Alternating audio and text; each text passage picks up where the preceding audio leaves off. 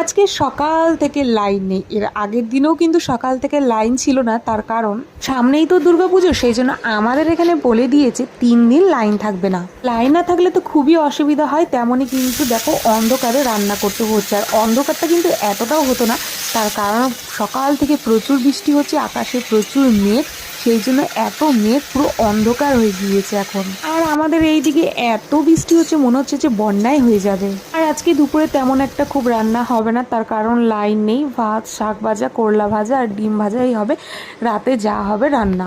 দিন সকাল থেকে বৃষ্টি পড়েছে আর এখন একটু কমেছে। আর বর্ষাকালে কাপড় মেলার খুবই অসুবিধা, তো এখানে বাইরের দিকটাতে দেওয়া হয়েছে।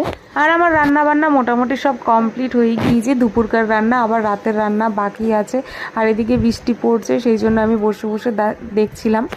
আর এখানে দেখো পেঁপে গাছটা আর হওয়ার জায়গা পায়নি, একদম গ্রিলের ভিতর দিয়ে পেঁপে গাছটা হয়েছে। তো